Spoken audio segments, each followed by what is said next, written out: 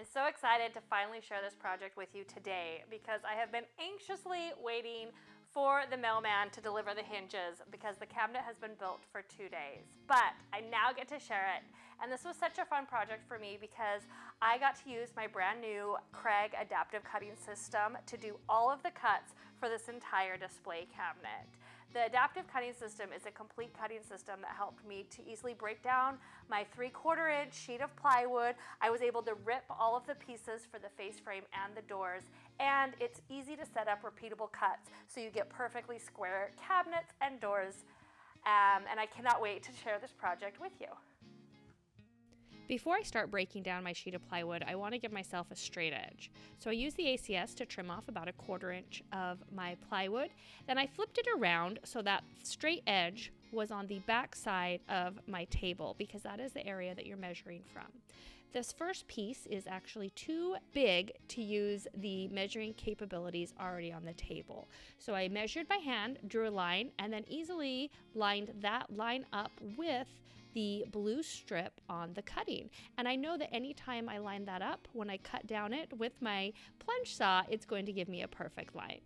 And with 2 more manageable pieces, it was time to use all of the amazing features on this ACS Master System table. And I set my stops up to the thickness that I needed for the sides of my box, which is 15 inches, and pressed the board flat against it. The sides of the display cabinet are 52 inches, which is just barely big enough to cut on the ACS without having the cord keeper attached.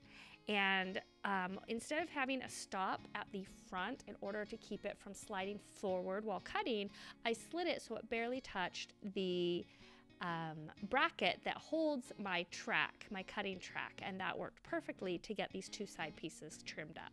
Then I readjusted the measuring bars on the back for my shelf pieces. These ones are 12 3/4 inch, and was able to finish the breakdown of all of the inside pieces. When breaking down all the other pieces that weren't the full length of the table, you want to use a 3rd stop, not just the 2 on the end, but you also want one that it presses against. And you have the little short pieces that can go right under your track and the long pieces that can go outside of it. And it really helps to hold those pieces of plywood nice and square while you make your cuts. And I love that this is setting it up once and then I make lots of repeatable cuts. And then I reset it for the next repeatable cuts. For cross-cutting my longer pieces of plywood in order to get the final measurements for the display cabinet, I was able to use cross-cutting all on the ACS table. The longer pieces, I used the extension rod for measuring up to 48 inches long, and then I used 3 points on the table to press those up against, and that helped me get a nice square cut when I did those cross cuts. When doing a crosscut of a smaller piece, you can use the 2 measuring sticks with the brace between it, and this allows you to have full contact across the back of these boards to get a very nice crosscut as well. I finished cutting down the entire sheet of plywood with the ACS, and I have to say it was one of the easiest ways to break down a full sheet of plywood. Usually I really struggle with a 3/4 inch sheet of plywood, and this time I only needed help lifting it up and laying it on the table and my sawhorses. So it was absolutely fantastic, and I barely even worked up a sweat. But now I'm going to work on the rest of the cabinet, and I'm using this alder wood that I got at my lumber yard to create the face frame for the cabinet as well as the cabinet doors. Now for my face frame I really wanted a super modern look. I didn't want a big chunky face frame. I want to use just a 1-inch face frame. And so I'm going to use the ACS to rip down the boards to the size I need. I'll be able to cross cut them first and then rip them down into smaller pieces. And we're going to do that completely on this table. And I bought the alder at my lumber yard. I had them plane it so it was already 3/4 inch thick, and they jointed one side. So now I can just bring it to the table and get to cutting. Whenever I create a cabinet face frame or a cabinet door, I like to cut my pieces first to the proper length and then I rip them down. And this just ensures that I have 2 perfectly exact lengths on my two sides of my cabinet door. So first I started with cutting down my alder boards to all of the lengths I needed for all of the pieces. Once I had all the boards cut to length, it was time to rip them down. And for this, I definitely needed that center piece on my measuring boards. And I set underneath the track a stop that helped to hold the pieces from moving forward as I cut, and then set my stop to 1.5 inches and was able to rip those pieces. For the longer boards, when I ripped those, I did use the stop hole on the outside of the cutting area, and this gave me a place to rest that upon. And then for the really long pieces, I found that clamping them just so slightly at the end of my cutting point allowed me to keep those from moving while I was ripping them to length. And assembling this cabinet is pretty easy. It is a lot larger than, say, a kitchen cabinet, but it is 4 walls. So I started with the bottom piece. I actually inset it so that the top of the shelf was 1 inch. And the reason for this is I wanted the top of the shelf to be flush with the top of the face frame. I didn't want there to be a little bit of a lip. And I used some squares to make sure everything stayed nice and square as I attached it together, and I used 1.25 inch pocket hole screws and some wood glue to really secure these to each other. And then I moved on to the next side, again making sure that that bottom was inset so that the top of that bottom shelf was going to be level with the top of my 1 inch face frame. And once the bottom was fully attached, I flipped it over and attached the top to the very top of the sides. And this one is not inset. This one is completely flush with the top. And again, use those squares to make sure everything is nice and square as you secure it. Before building the face frame, I wanted to do a double check to make sure that the thickness of my face frame and the rails would be the exact measurement. Because the cabinet is built out of plywood, plywood is not always exactly 1/2 inch, it's actually usually not.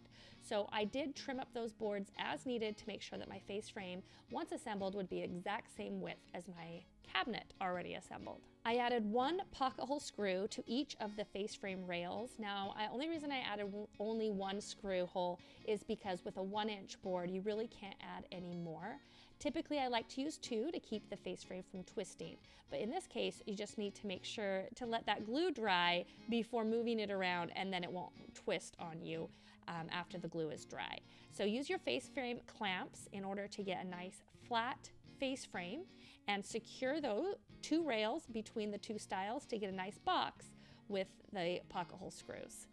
To attach the face frame, make sure to add wood glue to the front of your cabinet, and then you will line up the face frame so that it is flush on either side of the cabinet and flush on the top and flush with the top of that bottom shelf. Secure it with some 1.25 inch wood screws, and then nail the sections on the front between the 1 screw to really secure that face frame to the cabinet. Those little nail holes can be filled in with a little bit of wood putty, and you'll never notice that they are there. With the cabinet box completed, it was time to add what I like to refer to as my display cubby. It's kind of just a design feature in this display cabinet. To attach it, I tried to come up with the best way to get this attached so it was nice and secure without having visible pocket hole screws. So what I've come up with is to actually attach the top of the cubby. Make sure there are a couple pocket hole screws on the side to attach it into the cabinet, as well as on the front in order to attach it to the face frame a little bit later. And I attached this, the measurement on the plans, to both sides of the cabinet. Then I built the rest of the cubby before attaching it, and I used the side pieces that are set in so that the front of it is going to be, again, flush with that face frame, which this time it's a 1.5 inch face frame. So they're set in 1.5 inches, and I secured those with a couple pocket hole screws. Before doing that, I also made sure there are pocket hole screws on the front of those pieces, as well as the front and sides of that bottom shelf. And this is going to allow me to attach the face frame later. The face frame for this cubby is actually created with mitered corners, and the mitered corners are super easy to cut on the ACS table. What you do is you set your stop block so that they are in a diagonal, and those are automatically made to be a perfect 45-degree angle. So once you set those in your ACS, you line up the end of the board with it, and then you trim it to get that perfect mitered corner. Then I added one pocket hole screw to each side of the sides of the face frame to get that miter secured before attaching it to my cubby area.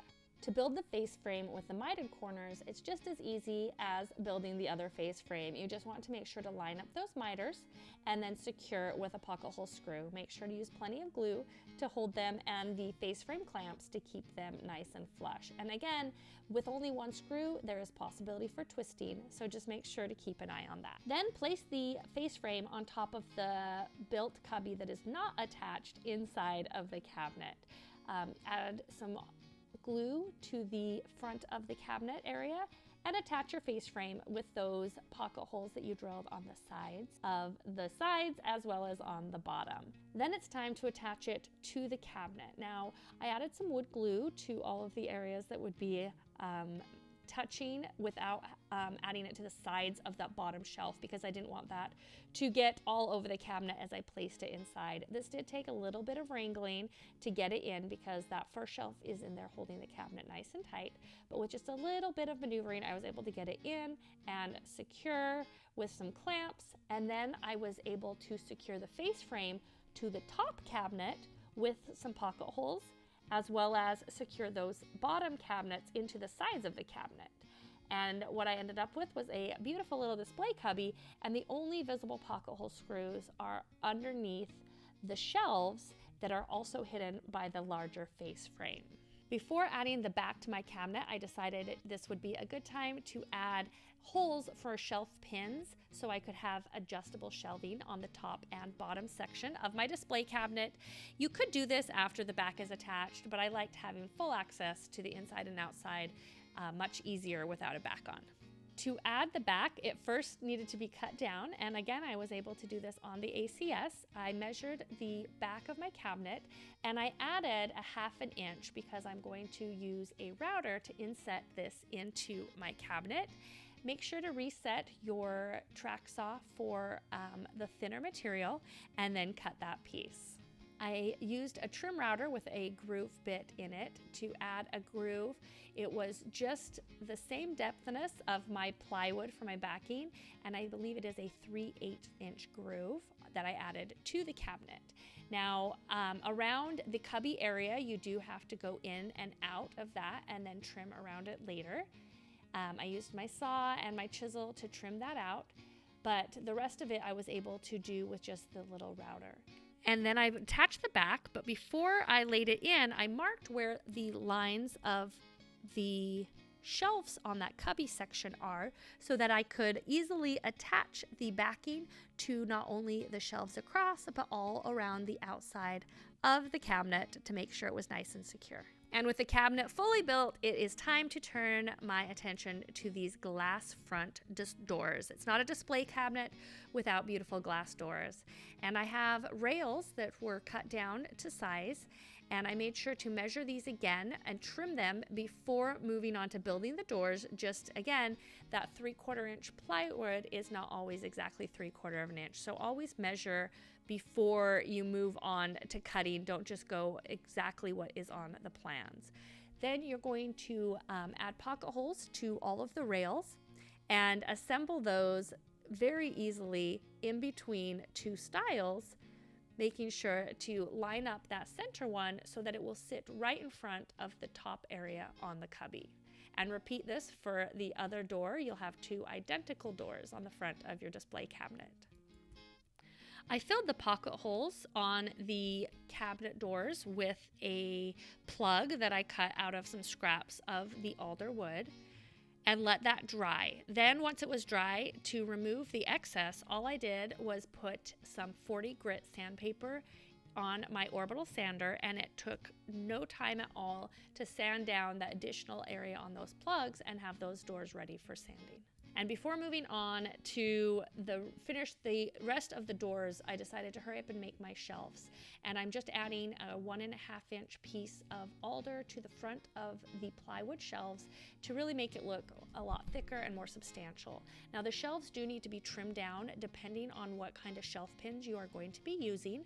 I like the ones that look like an L, and so I have to cut those shelves down just a little bit so that they can fit inside of those. So definitely take a look at what shelf pins you want and make sure your shelves will fit with those pins attached. Before putting glass in the cabinet doors, I need to router a groove for those. Now I did make this groove a little bit deeper than the actual glass. I wanted that inset in, so I ended up using the 3/16 inch, which I believe is the exact thickness of the cabinet backing, and did that for my groove on my cabinet doors, even though my actual glass is only 2.2 millimeters, which is less than 1/10 of an inch. And I added that groove all the way around both sections of my cabinet doors. Then I had to use my chisel to trim off the corners to make sure that a square piece of glass could fit in, because the router will only router a curved edge. And once I had the cabinet doors routed out, I also sanded them and stained them before adding my glass. I do prefer to do that before adding the glass, that way I don't have to worry about taping it off. And once they were stained, adding the glass is super easy. I had my glass cut at my local home improvement store, and they cut it to size. And then I got 100% silicone. I chose clear silicone. And you're going to add just a very tiny bit of silicone inside of the routed groove. Lay the glass inside of it. Now you definitely want to leave a little bit of a gap around it between the edge of the wood and the glass. So make sure you cut it a little bit shy. And then you're going to add silicone all the way around the entire thing to seal the glass edges in. And I just used my finger to smooth that out. And all that is left to finish off your cabinet is to add your legs. The design calls for 12-inch legs to hold this shorter cabinet up off the floor to make all of your treasures a little more eye level. Then you're going to attach those beautiful glass inset cabinet doors with full inset hinges and have fun filling it up with all of your beautiful treasures. And now with the doors installed on my brand new display cabinet, I realized I need to go shopping and fill this up with a lot more treasures. But for now, I'm just gonna enjoy it as is. And if you like this video, make sure to hit the subscribe button and visit me at housefullofhandmade.com for many more DIYs and things to build.